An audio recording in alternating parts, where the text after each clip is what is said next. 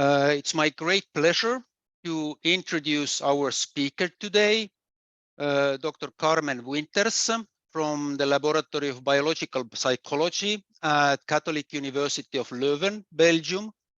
Carmen is an early career researcher currently finishing her doctoral studies at Leuven University. She has just submitted her thesis for review, so we hope it will be successful. Her research has been focused on investigating the complexities of behavioral interactions, particularly in the context of maternal care and offspring development. To this end, Carmen has been developing innovative tools and methodologies to comprehensively examine the dynamic behavioral interactions between mothers and their offspring in rodent models. And today we are looking forward to listen Carmen's recent developments about BAMBI. What is BAMBI and how it can be useful? So please, Carmen, screen is yours. Okay, thank you so much for that introduction. And so good afternoon to everyone. And first of all, really thank you for giving me a platform to talk a little bit about my work. It's really nice to have people here voluntarily listening to my work instead of my friends and family who are actually a lot of times forced to listen to it. So let me quickly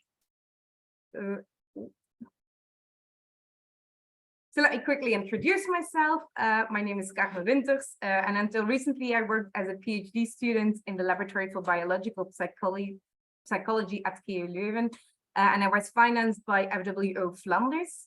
Now, indeed, my research dissertation is submitted, and a large part of that will be submitted and discussed here today. Now, my main interest is behavioral neuroscience, and especially social behavior and social development incredibly fascinate me. And I'm also looking for job opportunities. So if you like my work, also feel free to contact me. So now over to serious business. My main focus is early life development. And that is because it is an incredibly interesting period of time, especially for brain development, because the brain is a situated organ, which actually means that it does not operate in isolation. It is very intimately connected and influenced and shaped by its surrounding environment. And you can really compare it to a sponge that is absorbing experiences, and that these experiences shape how the brain is functioning, and also can have long-lasting effects on the brain. So now in mammals, a really important, a crucial part actually of early life environment is that it's as a part of your early life environment is that you have one or more carrying conspecifics. Now, mammalian offspring is born immaturely, which actually means that they cannot feed themselves, they cannot regulate their own temperature, they cannot protect themselves. So for their survival, it's really necessary that they have one or more conspecifics, adults, that take care for them and takes care for their survival. Now, whereas in all mammals, the mother takes a very central role in that, because in the mother, she actually carries nourishment in her body. And so it's really an advantage, you could say, to keep your mother close, especially in early life. Now, also fathers and a lot of other conspecifics can take care, but that's really dependent on the species. And for that reason, in my research, I have mainly focused on mother-infant interactions. Now, the origins of this line of research can be really traced back to the work of Konrad Lorenz, who demonstrated that early life social experiences with a caretaker shape infant biology and behavior. And what he did is he worked with young birds, and he showed that they require exposure to conspecifics within hours actually of hatching from their egg to develop adaptive filial attachments, but also to develop later in life appropriate mating preferences. So he influenced quite a lot of work, And for example, around the 1950s, a lot of work, like in line of Harry Harlow, a large amount of studies showed that the disruptive effects of absent maternal sensory stimulation on infant development, and that is about physical development, but also socio-emotional development and cognitive development. And whereas Harley Harlow showed this in non-human monkeys, this simultaneously also was shown in rodents, but also in human children. Now, a few years later, you also have Bowley and Ainsworth, who have provided in this field with a framework to understand the significance of these early life experiences on further development. And I also included the work of Mini, who did quite some work on rats.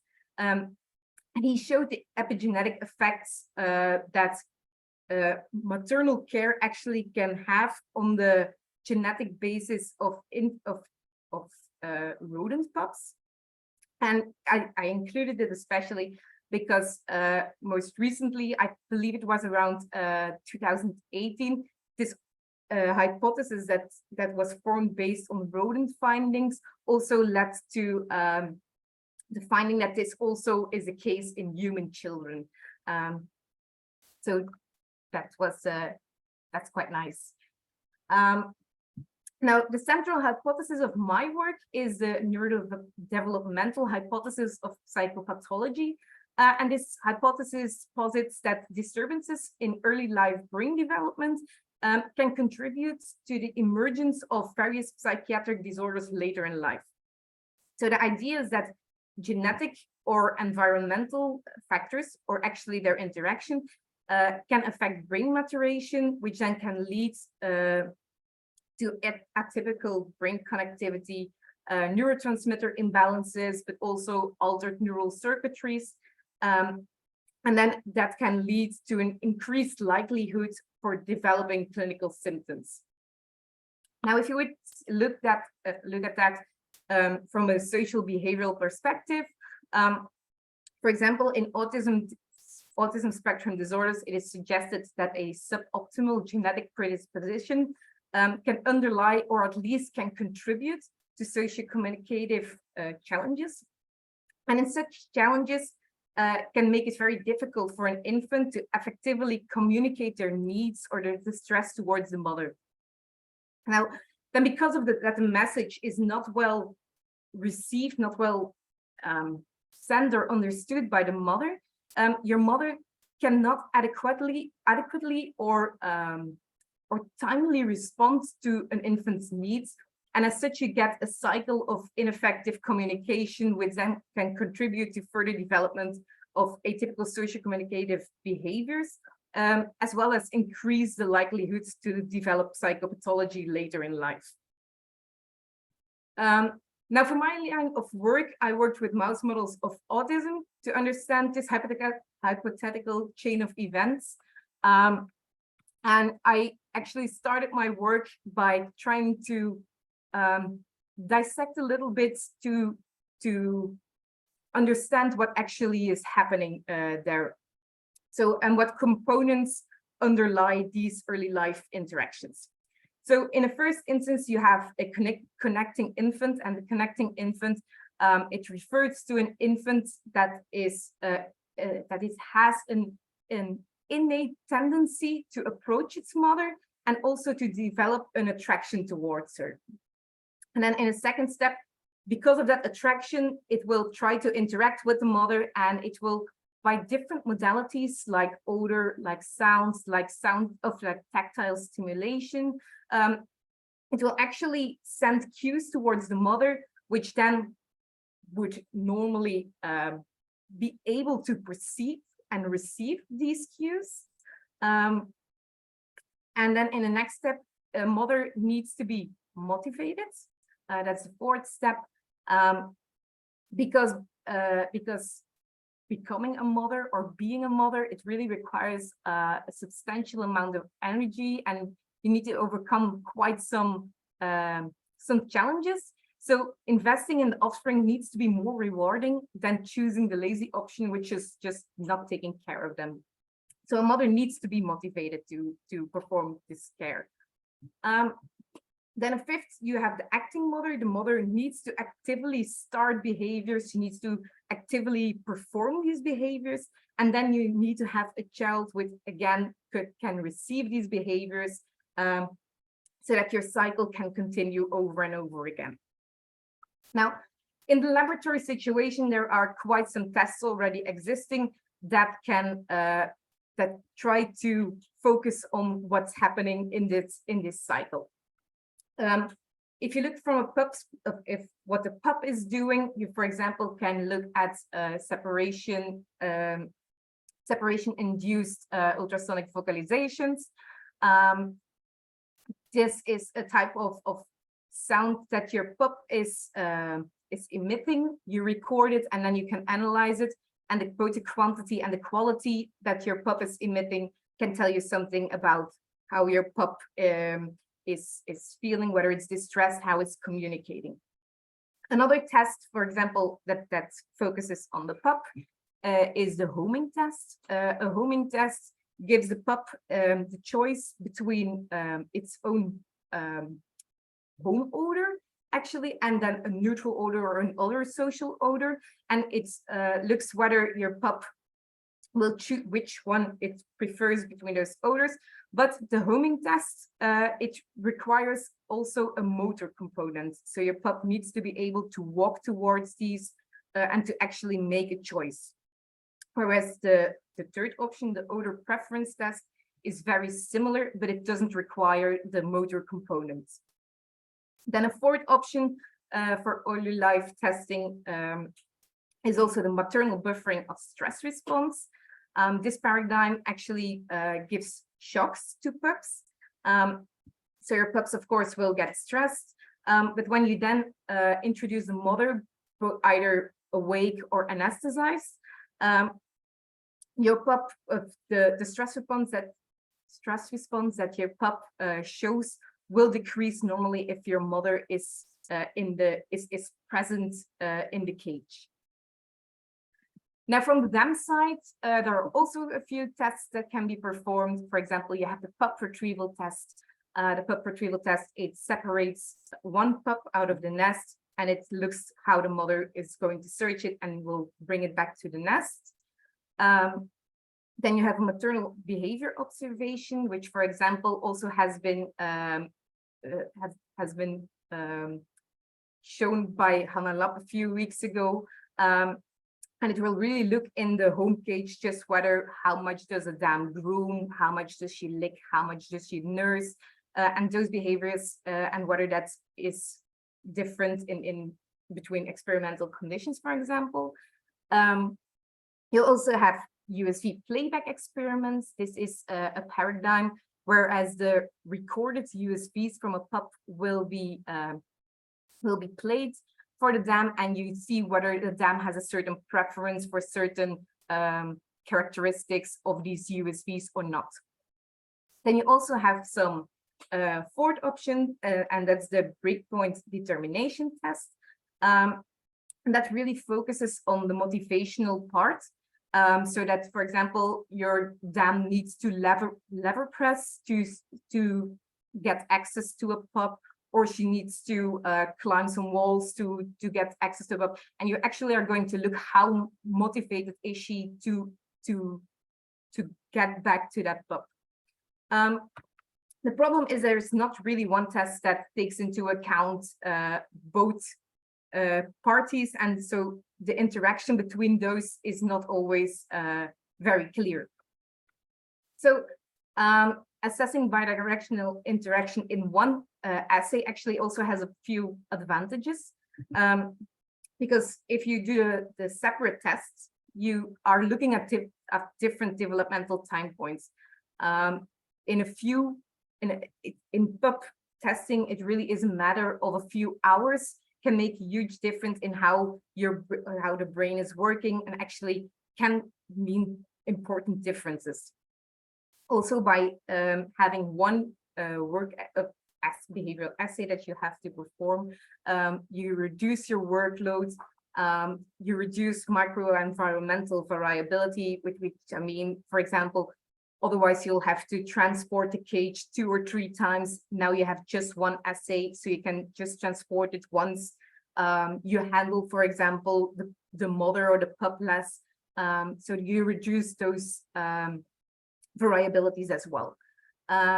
You also can do communication and social competence. You look at them on the same time point, as well as in the same animals, which is a huge advantage, I think. And because you take into account both the dam and the pup, you can see, is there a deficit in the pup? Is there one in the dam, or is it an interaction between the two of them?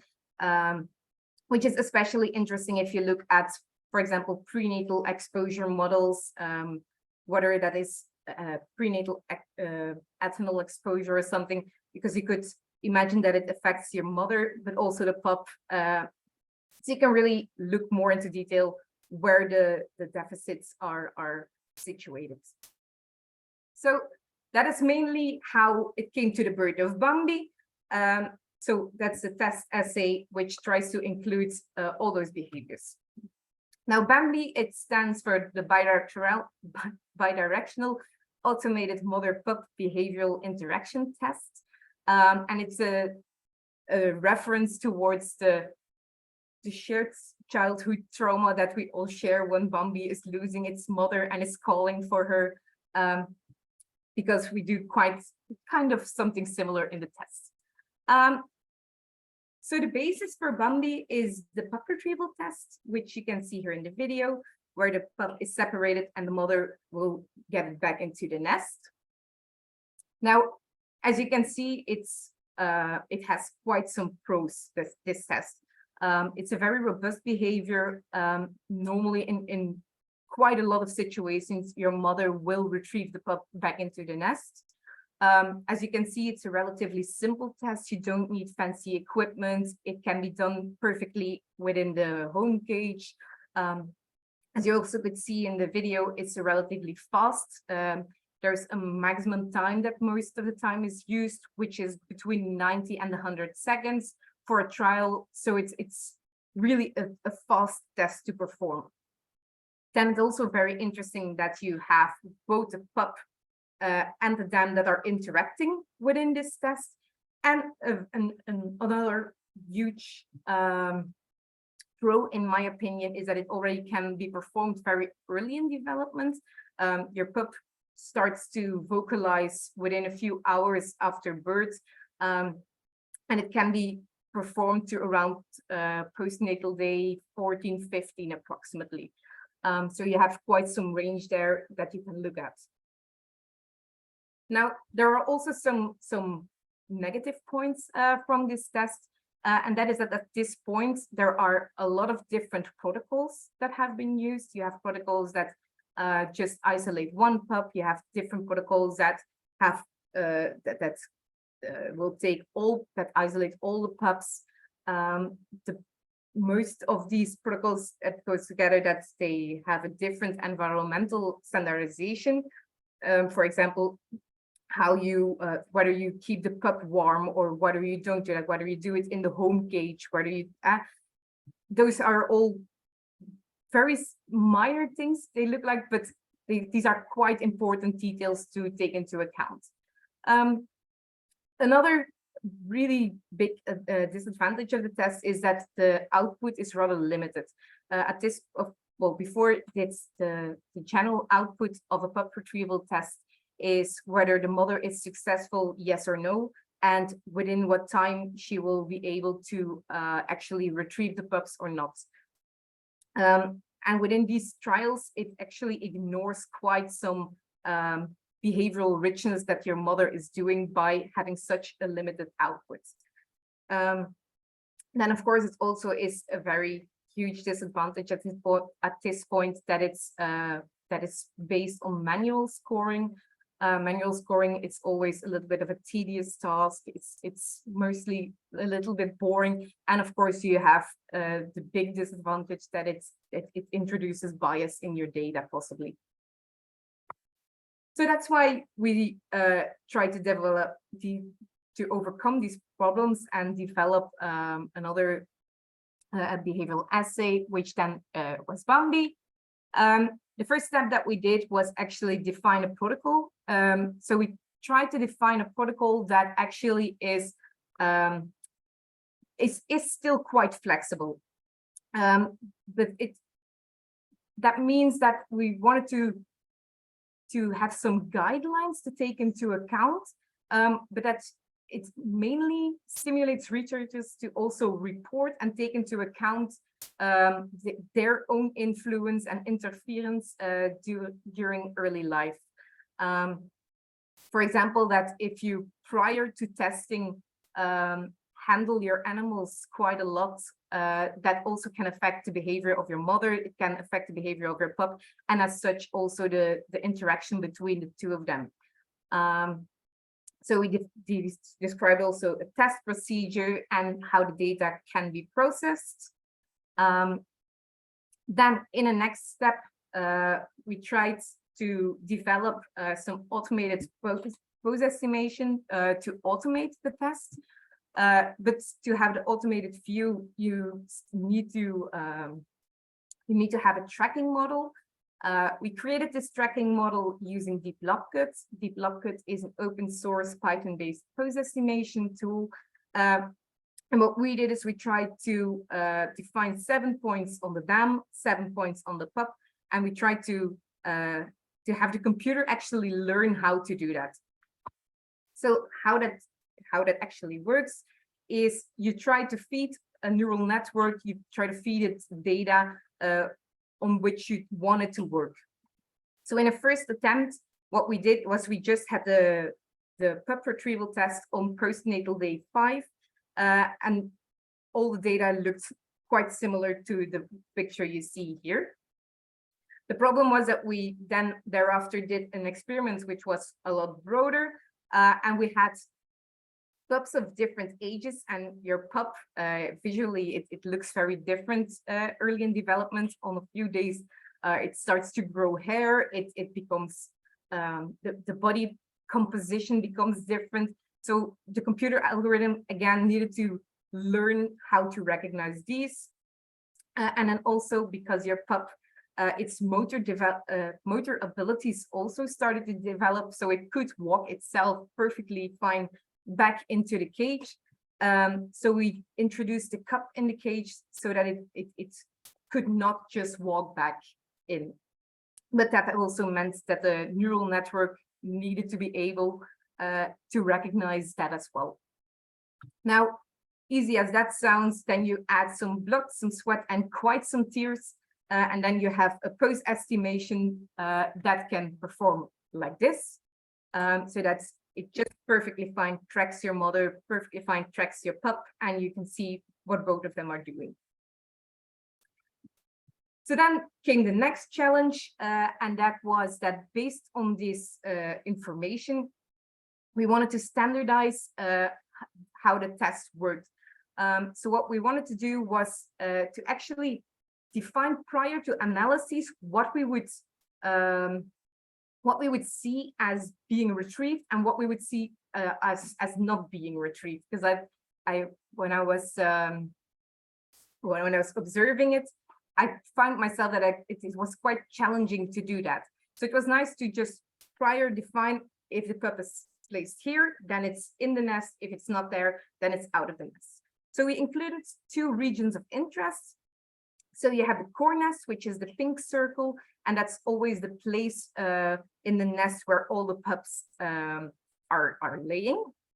And then you had the nest in C, which is the outline of the nest, which can, of course, differ from cage to cage.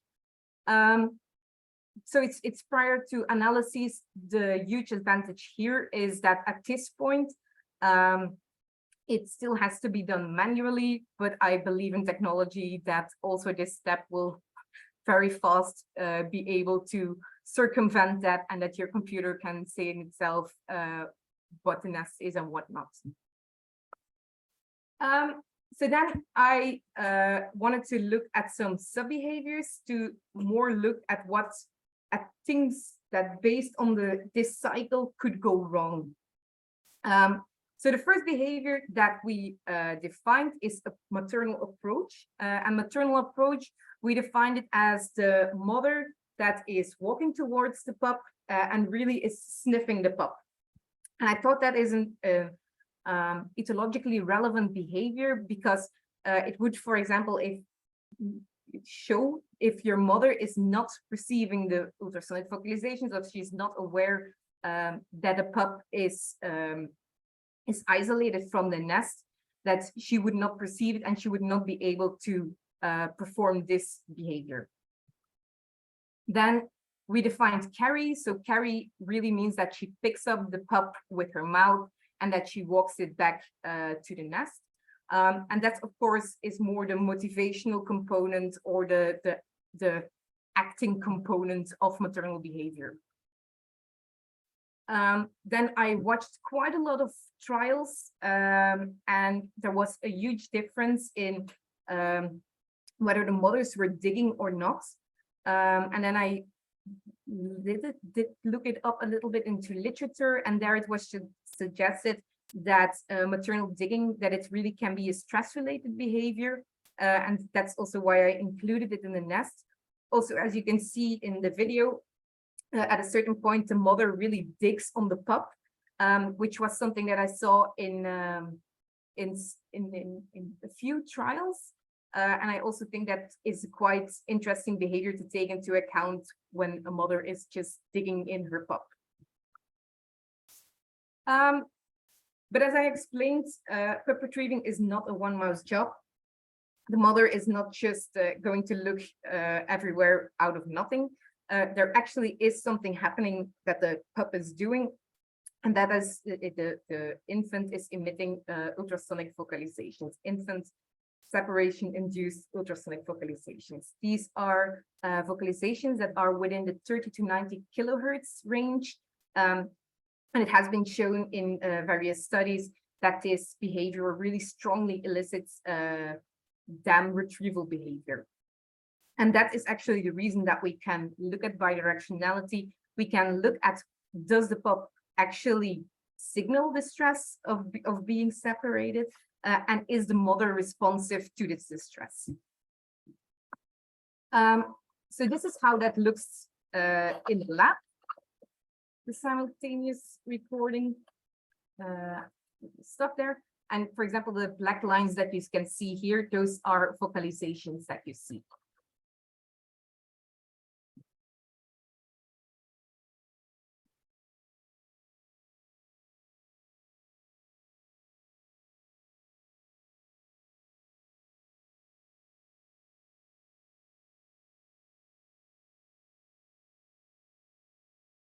And that's the main idea of this technique.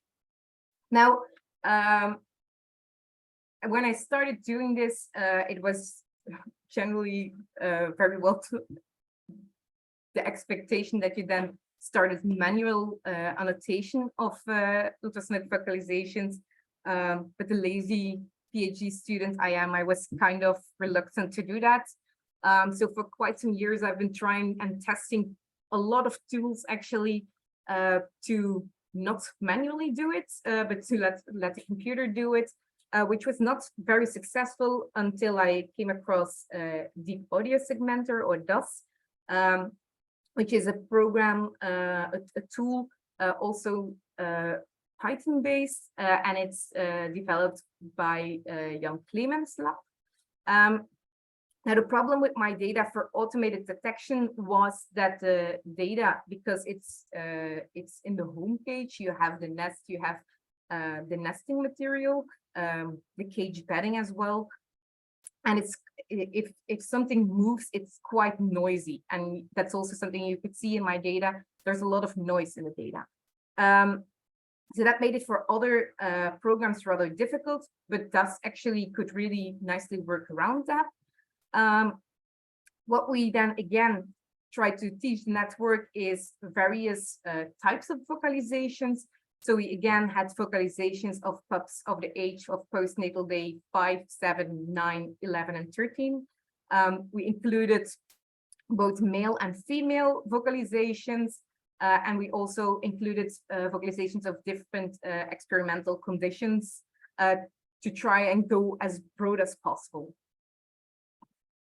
Again, we added some blood, some sweat, and quite some tears.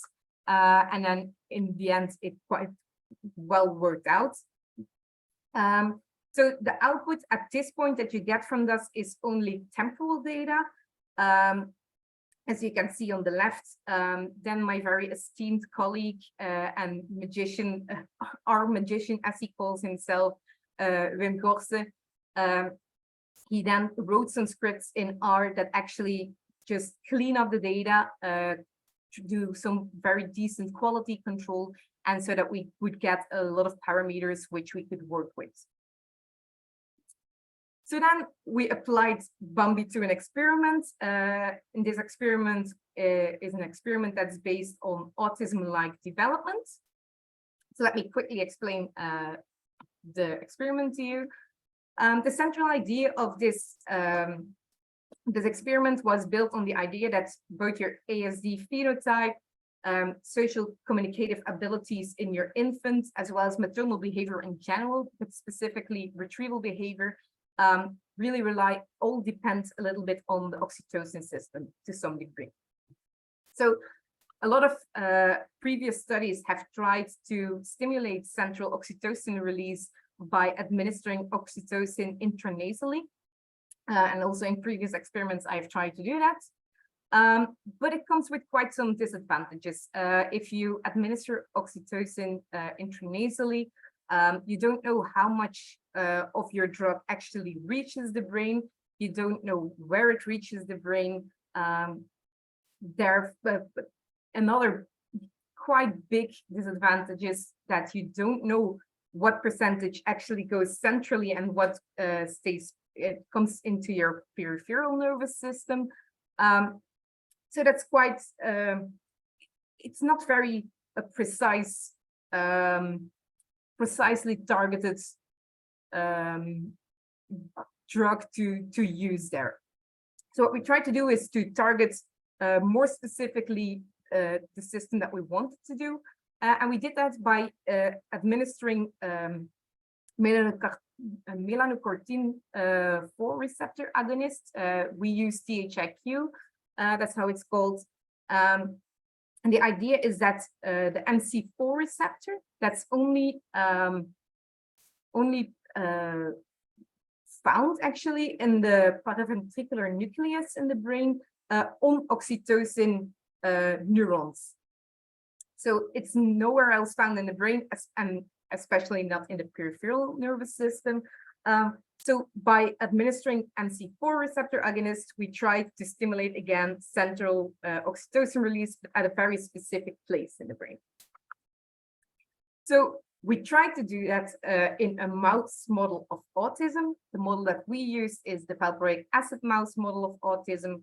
And in this mouse model, you administer valproic acid to a pregnant female, and that will lead to an autism phenotype in her offspring. So it's really the pups that are affected and not so much the dam.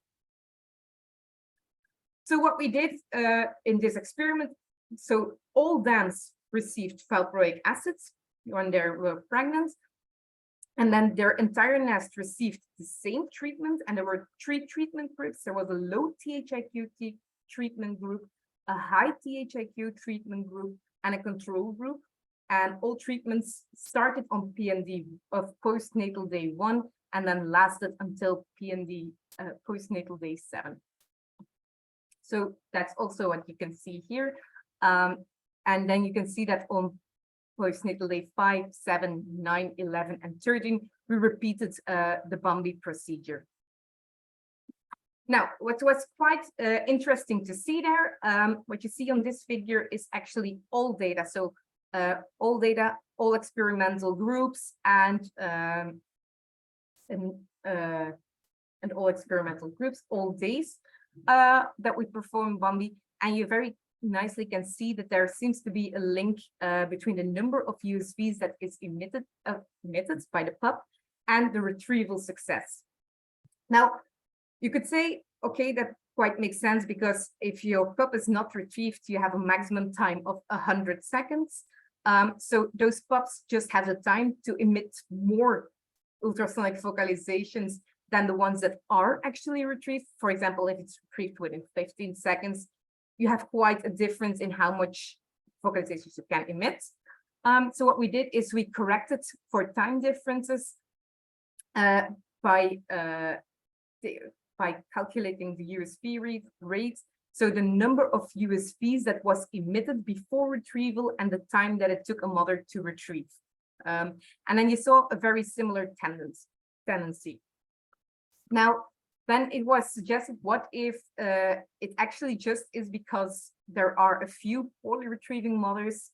So we excluded mothers that retrieved less than 50% of their trials, and still it really did not seem to affect the association that we found between the two parameters. Now, in the next step, then we were interested in whether that difference would be then linked to the treatments that we did. And although there in general was not the general image that we saw was not really did not seem to indicate that there was a difference between the groups. When we plotted it over days, there seemed to be an effect of USV emission over time when you look at the treatment groups that we had. Then you can see, for example, the high THIQ, that they seem to emit more calls, which actually is a little bit what you would expect since you do an oxytocin treatment, as oxytocin has been suggested to increase the number of vocalizations that are emitted. So it was really nice to see this. It also makes more sense, I think, in when you look at the ontogenetic profile of USV emission. So what you generally see is that the number of vocalizations that it increases to reach a peak between postnatal days 7 to 9, and thereafter it again decreases, which is less pronounced in your control group and is less pronounced in your low THIQ group. Also a very interesting parameter to look at, because it's has been implicated in quite some research to be affected in autism-like development, is the mean duration of your USVs. And there you could see that both THIQ groups, that they have less of shorter USV durations than the control group has. Then if we look at retrieval success, also there we did find some differences between what your mother actually is doing. What you see here on the graphs are survival plots. So it really shows on your y-axis the chance a pup has to be retrieved over the time of your trial. So if you look at the first one, for example, if you look at 50 seconds, you can see that, for example, your low THIQ group has approximately 50% chance to already be retrieved, whereas your high THIQ group and your control group are slightly lower, and that even in general, your chance to be retrieved on 100 seconds is significantly lower in your control group than in your other two groups. And that was a tendency that we saw on different time points, which was really nice to see. So to quickly give a short overview of the results, we can see that there is an association between, by using BAMBI, between the number of USVs and the retrieval success. And we could see that the MC4 receptor agonism, that it affects USV rates, USV duration, but also the retrieval probability. So the message I hope you can take home here is that BAMBI is able to assess early life bidirectionality. It's a home gauge test. It is an automated procedure, and it's very applicable to both basic and preclinical studies. And it really helps when phenotyping complex early life social development parameters. So if there are any questions or other forms of feedback, they're most certainly welcome.